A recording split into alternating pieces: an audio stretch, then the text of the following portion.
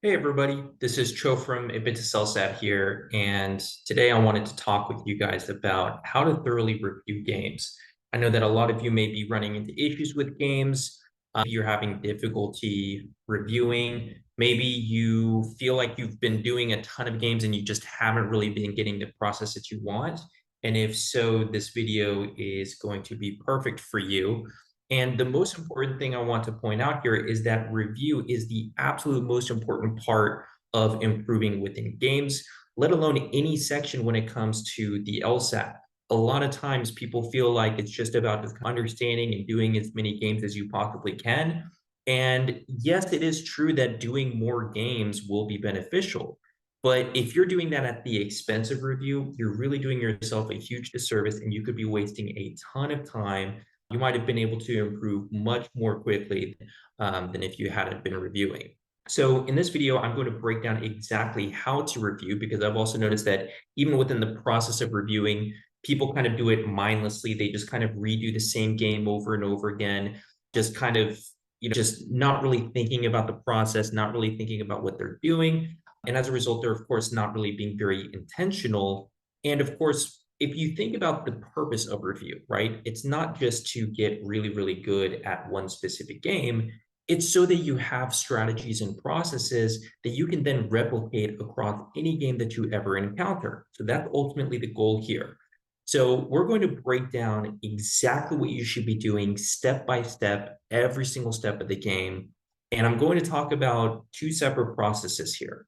So the first thing I want you to do is it's great to start off doing games untimed.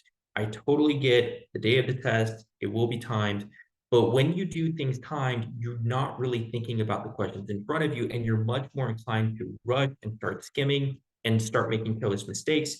And you're not really thinking about the actual processes, which, like I mentioned before, that's the most important thing. So when you're first kind of starting out getting your feet wet, you want to do it completely untimed. Okay. Take all the time that you need, even if it takes you 30 minutes, an hour to complete a single game, so be it. Over time, as you get better, that speed will just come down naturally as a result. So when you're kind of going through, over here, I have my setup for this particular game. I don't have any deductions or anything laid out. So what you're going to do is you're going to first read through this opening passage. You're going to read through and try to internalize the rules. And you do want to set up a game board. And I do strongly recommend, if you're completely starting out with games, I do recommend reviewing any particular curriculum you can find regarding how to set up the game board, how to set up your diagrams. Now, once you have done this, now you want to actually start trying to find as many deductions as you possibly can. So I should be trying to maybe combine the rules, the information that is given to me. I'm going to maybe try to find ways that I can add particular pieces of information onto the board so that it will just be easier for me to understand as I go through the question. But from here, I'm actually going to completely stop. After I have found all of my deductions, I'm not moving on to the questions just yet. I am actually going to go straight to the explanations provided to me, regardless of what curriculum I'm using. And then I'm going to just double check, and I'm going to make sure that I diagrammed all of the rules perfectly. I'm going to make sure that I diagrammed the setup perfectly. And I'm also going to make sure that I found every single deduction. And this is where you really don't want to cut any corners. I see a lot of times people say, oh, I just made a careless mistake here. And they'll just kind of write it off as a careless error. But just keep in mind, if we're making careless errors untimed, right, without the pressure of the real exam, what makes you think that we're not going to make that same type of mistake on the actual day of the test when it's more high stakes, when you have a little bit more anxiety, right? So the goal here is perfection. We need to find every single deduction. And ideally, you want to find it in a specific way that was provided in the explanations too. Maybe there was a specific order in which they found the deductions. It's important that we understand not only why these deductions exist, but it's going to be just as important that we understand how we could have arrived at those particular deductions. Okay, so you need to go through and say, maybe there was a particular signal that I could have looked out for within the setup or within my diagrams that would have kind of given me a hint as to why this particular deduction is there so that I wouldn't miss that deduction again in future games. Now, also at this stage, I do recommend if you missed a deduction or if a particular deduction took a long time, to actually note down what that deduction was and periodically go back and review those particular inferences. That way, these deductions that initially seemed like it would have taken a million years for you to find will actually be able to be spotted much more quickly in the future if you continue reviewing them consistently. So then once you have done that, once you've kind of gone through the explanations, now your goal is to actually redo it in the exact way provided in the explanation. So you're going to reattempt these deductions right then and there and make sure you find every single one. And I would actually recommend doing this as many times as it takes. Sometimes you'll be surprised. You'll need to redo the deductions itself 3 to 4 different times before you can actually get everything together in one fluid motion. And that is totally fine. That's totally natural. Do it as many times as it takes for you to be able to find every single inference perfectly. That is when you're ready to move on to the next step. And what you are going to do in the next step is you are just going to do one question. Don't even worry about going through all of the questions just yet, right? Because at this point, again, it's about internalizing the processes. And at this stage, you probably don't have a real solid grasp of how to do every single question. So we need to get that immediate feedback from the explanations. So what we're going to do is we're going to do a single question, and then we are going to then immediately check the answers. And we're going to check the explanation, read through the entire process. This is where we're less focused about whether the answer choice was correct or not. Because yes, if it was correct, that's great. That's exciting, right? Don't use that as any indication of whether you are improving in games or not, because sometimes we get the question correct out of luck. So we still need to make sure that we're actually using the correct processes to get to that particular question, because maybe we could have used a more efficient approach, but then also we need to make sure that we eliminated all of the other answer choices for the correct processes, or we also need to make sure that we also eliminated the incorrect answer choices for the correct reasons as well. Then, if needed, you might need to repeat that single question immediately, just so that you can really get a feel for the step-by-step process for that particular question.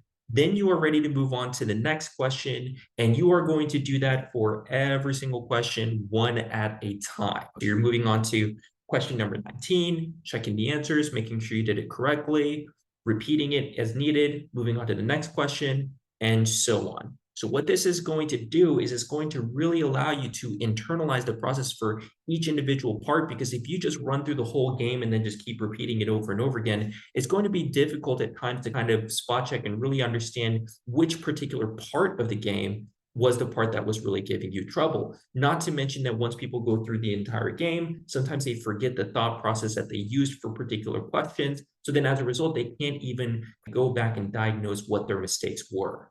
So once you have done that, once you have gone through the entire game untimed using this process, that is when you are ready to put everything together in one fluid motion. So now you're doing the entire game again untimed. So as you can imagine, just going through one game can be very, very time consuming. But I want to clarify here, it's all about quality, not quantity. It is much better to go through just a few games using this process than to go through 100 games without using this process. That's how much of a difference this makes.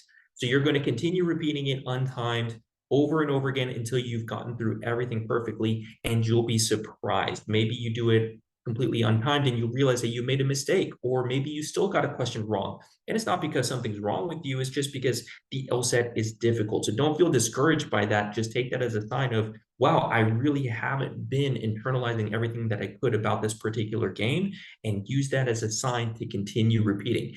And again, I want to point out one more time that careless mistakes should not be written off as careless mistakes. If you made a careless mistake, you need to continue repeating it and remind yourself of what that particular mistake was, because I promise you, there are patterns even within the mistakes that we're making. Okay, so once you have done this, that will really help you internalize the thought process behind these games. Now, moving on to the next portion of review. Once you have done this for a decent number of games of a specific type, let's say maybe you do that for about 2 to 3 games, at that stage, you should start to feel pretty comfortable with the strategies if you've been reviewing them correctly. And this is when you're ready to start introducing the timed component. So at this stage, you're going to do the entire game timed, and then you're just going to see how you do. And then when you are doing it timed, you don't want to do it with like a time limit, right? You're not saying, okay, I'm going to just do this until I hit 8 minutes and then just stop. You are just going to see how long it takes. Okay, maybe it takes you 10 minutes, maybe it takes you 15 minutes. That's totally, totally fine. But then from there, you're going to do the untimed review process we just went over for every single individual part of the game. And then from there, you're going to continue doing that for the entire day. Next day, you're going to do it again time. Okay. And then when you do the timed attempt the next day, you should, of course, naturally see your time go down, right? Maybe it took you 11 minutes the first day, maybe it took you 8 minutes the next day. That's great, right? And then you're just going to continue doing that until ideally you bring the time down to about 5 to 6 minutes. Now, you might be thinking to yourself, Cho, 5 to 6 minutes, that seems crazy fast. And the answer is yes, but we have to account for the fact that we're repeating these games so many times. You don't need to actually have taken 5 to 6 minutes to complete this game on your very first attempt. But in order to truly say that we have mastered this particular game, we should be able to get through this game in 5 to 6 minutes using the exact same processes that are provided by the explanations. If we cannot reach that 5 to 6 minute time frame, that could very well be an indication that we don't have as deep of an understanding of the strategies, or that we're not going through the game as quickly as we should be. And from there, you might need to diagnose and determine what exactly your weaknesses are. So that is the process for reviewing every single game that you encounter, whether you've taken it from a practice test, whether you've taken it as the game in a book, whatever it might be. Use this process, and this will really help you to accelerate your progress down the road. Best of luck.